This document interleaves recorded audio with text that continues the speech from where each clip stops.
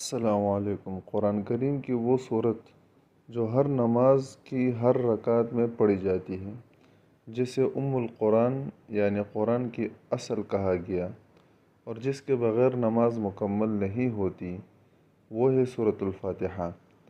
آج کی اس ویڈیو میں ہم اس عظیم سورت کا سلیس ترجمہ، اس کی مختصر تشریح اور احادیث مبارکہ کی روشنی میں اس کے فضائل کو سمجھیں گے۔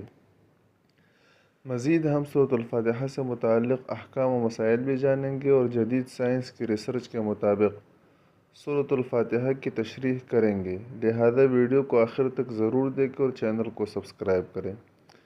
ناظرین، اس سے پہلے ہم تعوذ اور تسمیہ پر الگ الگ بات کر چکے ہیں، تو جس نے وہ ویڈیوز نہیں دیکھی تو وہ دیکھ لے تاکہ ایک تسلسل برقرار رہے۔ سورۃ الفاتحہ قرآن کریم کی سب سے پہلی اور عظیم ترین سورت ہے، جسے ام القرآن، قرآن کی اصل بھی کہا جاتا ہے۔ یہ ایک دعا بھی ہے اور پورے قرآن کا خلاصہ بھی۔ ذیل میں اس کا سلیس ترجمہ اور مختصر تشریح پیش ہے۔ سورۃ الفاتحہ کا سلیس ترجمہ۔ بسم اللہ الرحمن الرحیم۔ اللہ کے نام سے شروع جو نہایت مہربان، ہمیشہ رحم فرمانے والا ہے۔ الحمدللہ رب العالمین، سب تعریفیں اللہ ہی کے لیے ہے جو تمام جہانوں کا پالنے والا ہے۔ الرحمن الرحیم، جو نہایت مہربان، ہمیشہ رحم فرمانے والا ہے۔ مالک یوم الدین، جو جزا و سزا کے دن قیامت کا مالک ہے۔ ایاک نعبد و ایاک نستعین، اے اللہ ہم تیری ہی عبادت کرتے ہیں اور تجھ ہی سے مدد چاہتے ہیں۔ اہدنا الصراط المستقیم، ہمیں سیدھے راستے پر چلا۔ صراط الذین انعمت علیہم غیر المغضوب علیہم ولا الضالین، ان لوگوں کے راستے پر جن پر تو نے انعام کیا، نہ کہ ان کے جن پر غضب ہوا، اور نہ بہکنے والوں کے راستے پر۔ مختصر تفسیر و تشریح۔ سورۃ الفاتحہ کو مضامین کے اعتبار سے دو حصوں میں تقسیم کیا جا سکتا ہے۔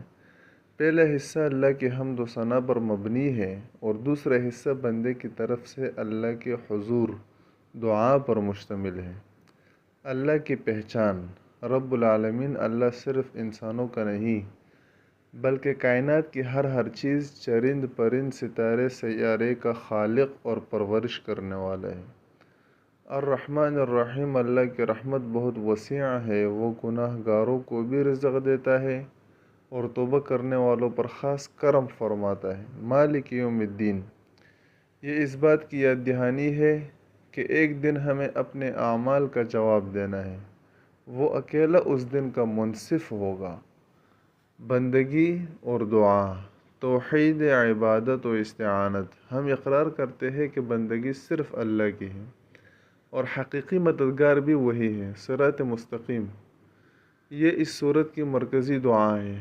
سیدھا راستہ وہ ہے جو اللہ کی خوشنودی کی طرف لے جاتا ہے۔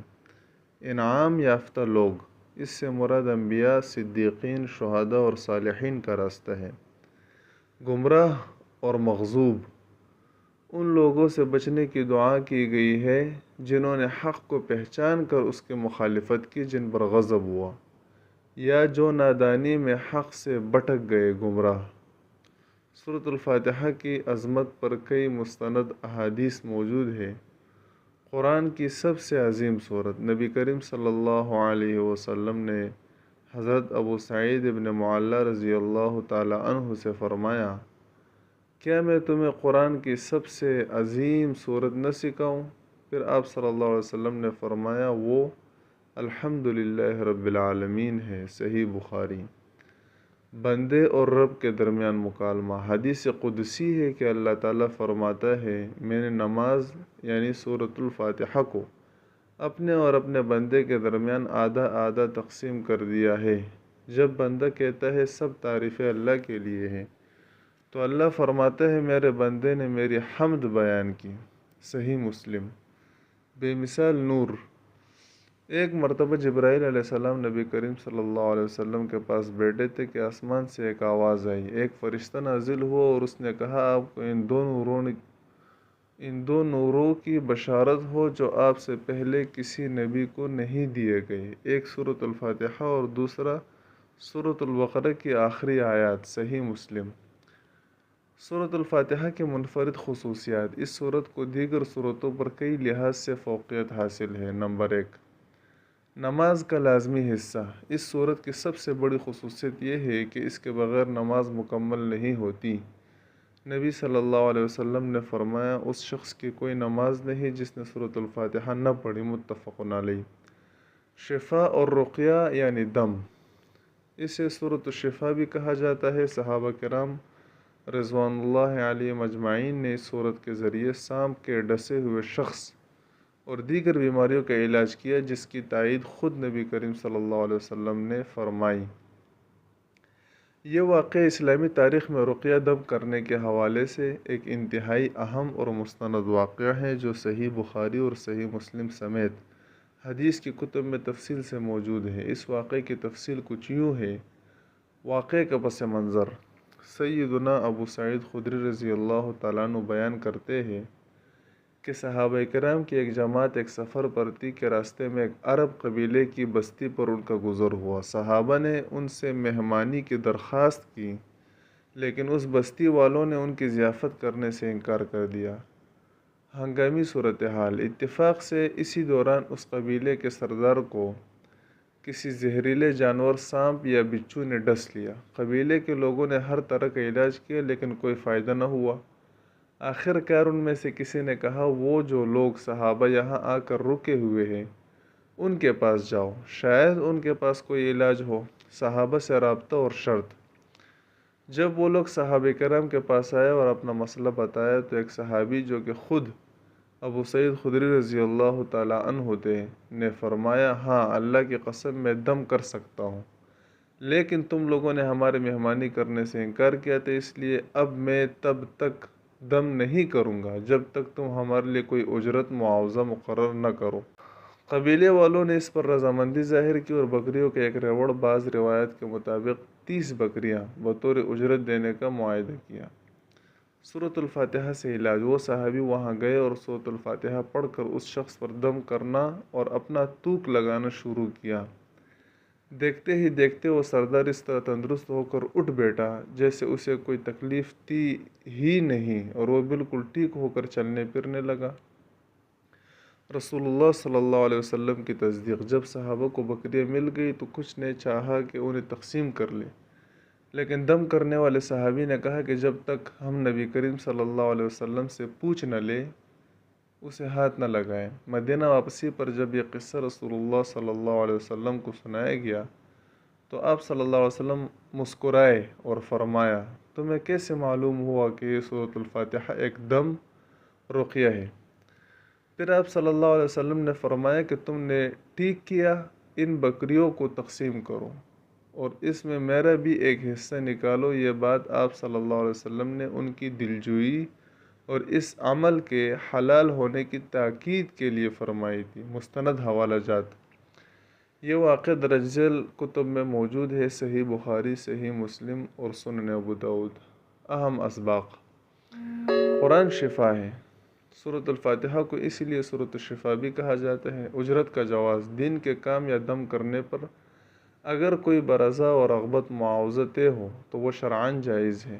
توکل اور تدبیر: صحابہ کا اللہ کے کلام پر کامل یقین ہی تھا جس نے فوری اثر دکھایا۔ سورۃ الفاتحہ قرآن مجید کی سب سے پہلی اور اہم ترین سورت ہے۔ اس کے بارے میں فقہاء کرام اور مفسرین نے کتب احادیث کی روشنی میں کئی اہم شرعی احکام بیان کیے ہیں۔ ذیل میں اس کے اہم فقہی مسائل اور شرعی احکام کی تفصیل دی گئی ہے۔ نمبر 1، نماز میں سورۃ الفاتحہ پڑھنے کا حکم۔ نماز میں سورۃ الفاتحہ پڑھنا واجب ہے یا فرض، اس پر ائمہ کے درمیان تھوڑا سا اختلاف ہے، لیکن اس کی اہمیت پر سب کا اتفاق ہے۔ جمہور ائمہ امام مالک، شافعی، احمد، ان کے نزدیک سورۃ الفاتحہ نماز کا رکن ہے، اس کے بغیر نماز نہیں ہوتی۔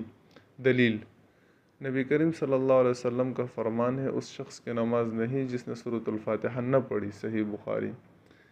امام ابو حنیفہ رحمۃ اللہ علیہ، آپ کے نزدیک مطلقاً قرآن پڑھنا فرض ہے، لیکن سورۃ الفاتحہ کی تخصیص واجب ہے۔ اگر کوئی بھولے سے چھوڑ دے تو سجدہ سہو سے نماز ہو جائے گی، لیکن جان بوجھ کر چھوڑنے سے نماز دہرانا ہوگی۔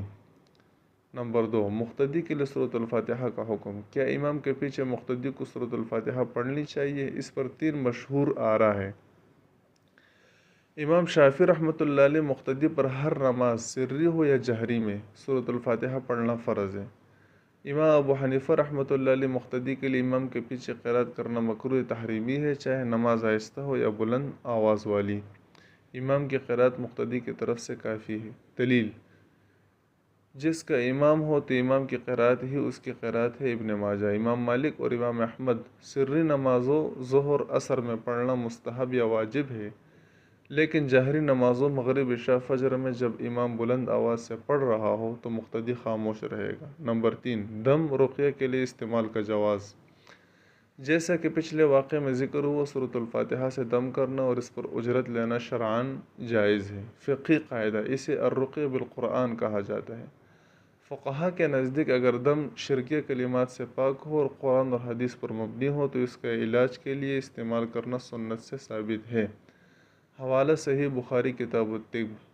نمبر 4، تسمیہ بسم اللہ کا حکم۔ بسم اللہ الرحمن الرحیم سورۃ الفاتحہ کا حصہ ہے یا نہیں؟ امام شافعی رحمۃ اللہ علیہ بسم اللہ سورۃ الفاتحہ کی ایک آیت ہے، اس لیے اسے نماز میں پڑھنا فرض ہے۔ امام ابو حنیفہ اور امام مالک کی سورت کا مستقل حصہ نہیں، بلکہ 2 سورتوں کے درمیان فصل فرق کے لیے ہے۔ تاہم احناف کے نزدیک اسے نماز میں آہستہ پڑھنا سنت ہے۔ آمین کہنے کا حکم۔ سورۃ الفاتحہ کے اختتام پر آمین کہنا سنت ہے۔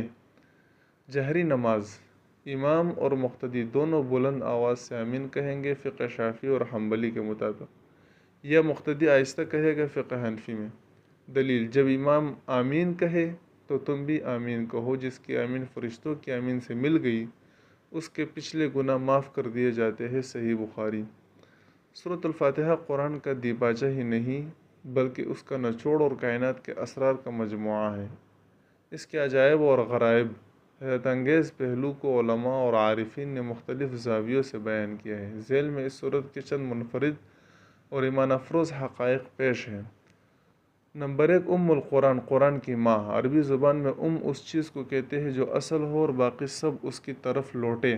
عجوبہ، قرآن کی تمام 114 سورتوں کے مضامین توحید، رسالت، آخرت، احکام اور قصص کے بیچ سورۃ الفاتحہ کی 7 آیات میں موجود ہے۔ گویا پورا قرآن اس ایک سورت کی شرح ہے۔ تقسیم بندگی، حدیث قدسی کا راز۔ ایک انتہائی حیرت انگیز پہلو وہ ہے جو صحیح مسلم کی حدیث قدسی میں بیان ہوا ہے۔ اللہ تعالیٰ فرماتا ہے، میں نے نماز سورۃ الفاتحہ کو اپنے اور اپنے بندے کے درمیان 2 حصوں میں تقسیم کر دیا ہے۔ جب بندہ کہتا ہے الحمدللہ رب العالمین تو عرش سے آواز آتی ہے، میرے بندے نے میری حمد کی۔ یہ مکالمہ ہر آیت پر ہوتا ہے۔ کائنات کا خالق براہ راست بندے کے ایک ایک جملے کا جواب دیتا ہے۔ یہ شرف کسی اور کلام کو حاصل نہیں۔ حرف فا کا نہ ہونا ایک لطیف نکتہ۔ علماء لغت اور مفسرین نے ایک عجیب بات نوٹ کی ہے کہ سورۃ الفاتحہ میں عربی کا حرف فا کہیں موجود نہیں ہے۔ بعض بزرگوں نے اس کی لطیف توجیہ یہ بیان کی ہے کہ فا سے شروع ہونے والی 7 آفتیں جیسے فراق، فزع، فنا وغیرہ اس سورت کے قاری سے دور رہتی ہے۔ اگرچہ یہ ایک ذوقی نکتہ ہے لیکن سورت کی جامعیت کی طرف اشارہ کرتا ہے۔ کائنات کا سپر کوڈ۔ سورۃ الفاتحہ میں 7 آیات ہے اور اس کے کلمات اور حروف کی ترتیب میں ریاضیاتی ہم آہنگی پائی جاتی ہے۔ اسے 7 مثانی، بار بار دہرائی جانے والی 7 آیات کہا گیا ہے۔ یہ واحد صورت ہے جو ہر مسلمان دن میں کم از کم 17 مرتبہ فرائض میں اور سنتوں اور نوافل ملا کر درجنوں بار پڑھتا ہے، مگر کبھی طبیعت مائل اکتاہٹ نہیں ہوتی۔ یہ انسانی نفسیات کے اعتبار سے ایک معجزہ ہے۔ شفا کا عجیب اثر۔ جیسا کہ آپ نے پہلے ذکر کیا، سام کے زہر کا علاج اس سے ہوا۔ عجیب بات، زہر ایک مادی چیز ہے جبکہ تلاوت ایک صوتی اور روحانی عمل ہے۔ سورۃ الفاتحہ وہ مقام ہے جہاں روحانی قوت مادی کیمیکل زہر پر غالب آ جاتی ہے، اسی لیے اسے سورۃ الشفا کہا جاتا ہے۔ اسم اعظم کی موجودگی۔ بہت سے اکابرین کا ماننا ہے کہ اللہ کا اسم اعظم وہ نام جسے پکار کر دعا مانگی جائے تو رد نہیں ہوتی، سورۃ الفاتحہ کی ابتدائی آیات میں پوشیدہ ہے۔ اس میں اللہ کے تمام صفات کمال، ربوبیت، رحمانیت، مالکیت جمع کر دی گئی ہے۔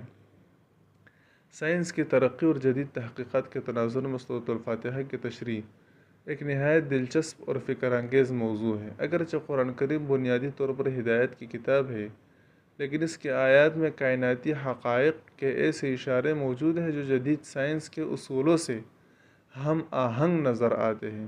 جدید سائنس کے تناظر میں سورۃ الفاتحہ کے چند اہم پہلو یہ ہے: رب العالمین اور کثیر کائنات۔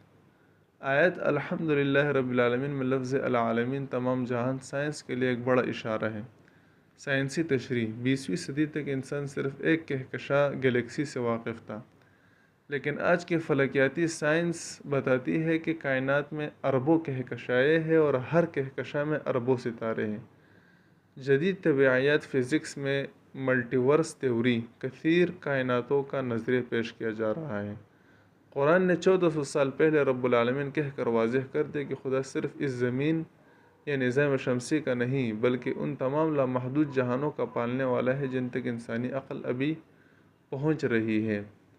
الرحمن الرحیم اور حیاتیاتی توازن: اللہ کے ان دو صفات کا ذکر کائنات کے فائن ٹیوننگ کے تصور سے ملتا ہے۔ سائنسی تشریح: زمین پر زندگی کا وجود ایک انتہائی باریک توازن پر قائم ہے۔ اگر زمین سورج سے تھوڑی دور ہوتی تو سب کچھ جم جاتا، اور اگر تھوڑی قریب ہوتی تو سب جل جاتا۔ آکسیجن کی مقدار، کشش ثقل کی قوت اور پانی کی موجودگی سب رحمت کے اس نظام کے تحت ہے جو زندگی کو سہارا دیتا ہے۔ سائنس اسے انتروپک پرنسپل کہتی ہے، جسے قرآن الرحمن کی صفت سے تعبیر کرتا ہے۔ صوتی لہریں اور علاج: جیسا کہ سورۃ الفاتحہ کو الشافیہ شفا دینے والی کہا گیا ہے، جدید سائنس اب ساؤنڈ تھراپی کے اثرات کو تسلیم کر رہی ہے۔ سائنسی تشریح: جاپانی محقق ڈاکٹر مسارو ایموٹو کی تحقیق کے مطابق انسانی الفاظ اور آوازیں پانی کے مالیکیولز کی ساخت پر اثر انداز ہوتی ہے، چونکہ انسانی جسم 70% پانی پر مشتمل ہے۔ اس لیے سورۃ الفاتحہ کے مخصوص فریکوینسی اور تلاوت کی لہریں جسم کے خلیات سیلز میں مثبت تبدیلی پیدا کر کے شفا کا باعث بنتی ہے۔ اہدنا الصراط المستقیم اور نفسیات سائیکولوجی میں صحیح سمت اور مقصد حیات کا ہونا ذہنی صحت کے لیے کلیدی اہمیت رکھتا ہے۔ سائنسی تشریح: انسان جب ایک متعین راستے اور مقصد کے دعا مانگتا ہے تو اس کا شعور اور لاشعور ایک نقطے پر مرکوز ہو جاتا ہے۔ جدید نیورو سائنس کے مطابق جب انسان بار بار ایک مثبت پیغام جیسے ہدایت کی دعا دہراتا ہے تو اس کے دماغ میں نئے نیورل پاتھ ویز بنتے ہیں جو اسے ذہنی انتشار اور ڈپریشن سے بچا کر ایک سیدھے راستے پر رکھتے ہیں۔ سورۃ الفاتحہ محض ایک سورت نہیں بلکہ اللہ سے گفتگو کا ایک ذریعہ ہے۔ جب بھی آپ اسے پڑھیں تو یہ احساس رکھیں کہ آپ کا رب آپ کی ہر آیت کا جواب دے رہا ہے۔ اگر آپ کو یہ ویڈیو پسند آئی ہو تو اسے صدقہ جاریہ کی نیت سے شیئر کریں اور کمنٹ میں بتائیں کہ آپ کی اگلی ویڈیو کس سورت کی تفسیر پر دیکھنا چاہتے ہیں۔ جزاک اللہ خیرہ۔